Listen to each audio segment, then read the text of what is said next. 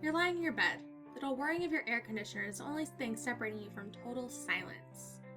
You know, that particular silence that is so heavy and so thick, it's almost the equivalent of a loud noise itself. The kind of silence where you could hear a pin drop 3 rooms away. The kind of silence that fills your ears with the sound of your own heartbeat as your ear presses against your pillow. That kind of silence. The dull whirring is the only noise you can hear, a noise that typically goes unnoticed, until it is the only noise present. It's comforting, whether you realize it or not, a sort of white noise. But suddenly, your room is back at the temperature specified on the thermostat, and the whirring comes to a stop as the vent makes a dull clang.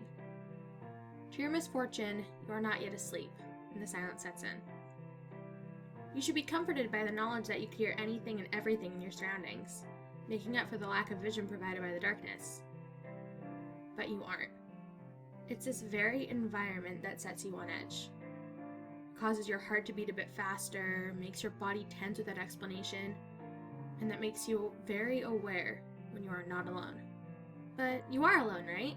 You've been laying there with your eyes closed for almost 15 minutes now, and you made sure everything was normal in your room before you turned off the light. You're a smart one.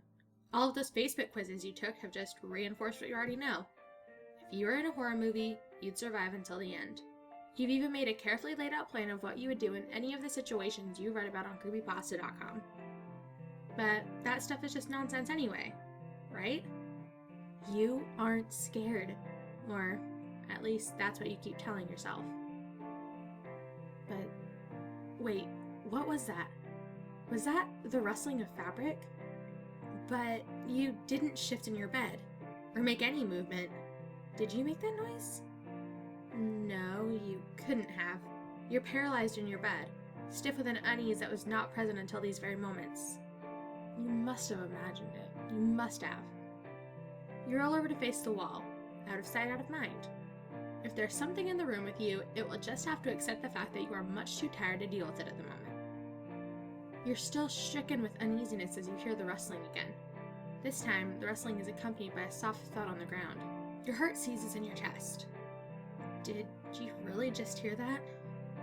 No, you've got yourself worked up about nothing. You really should stop playing survival horror games at night. It's messing with your brain. You're a rational person. Stop acting so childish and just fall asleep already. You close your eyes tightly, silently hoping sleep would whisk you away soon. You're practically begging for the safety of the non-existent dream world of your own creation. You're running away in a sense. But there's nothing there, right? You're just tired. I know. As your eyes are clenched tightly shut, you become aware that no matter how much you want to, you can no longer move your arms and legs. Come on now, are you really letting this get to you? What are you, 12 years old? Suck it up and fall asleep already. Now, more tense than ever, the unnerving sound echoes across the room again. The rustling of fabric, followed by a soft thud on the ground. Unwittingly, you're holding your breath now, eyes shut as tightly as possible. You have the childish urge to pull the blanket over your head. You're imagining it all. It's all in your head. I thought you were better than this. Your heart is pounding loudly in your ears now, but not loudly enough to drown out the now repetitive sound approaching from across the room. What's that rustling? Maybe you left some paper on the ground. That has to be it. That thumping? Probably the cat or the dog or something. They probably ran in when you weren't looking before you closed your door. Yeah, you're just paranoid. The noise is now within a foot of your bed, and with your back to it, you don't dare turn around to investigate. Not that it'd do much good. The only light in your room is the dull glow of your cell phone on the nightstand next to you. You plugged it in before you crawled into bed, remember? But you don't dare turn around and look. There's nothing there anyway. Minutes that feel like hours pass as you face your wall, stiff as a board, unable to will your uncooperative body to move. You haven't heard the noises for a while now, not since it reached the edge of your bed. You know there's nothing there, you silly. It's its silence. It's messing with you. You really should have turned on some music or something before you went to bed. Oh well, maybe next time. Suddenly, a familiar clang echoes through the room, followed by that familiar whirring.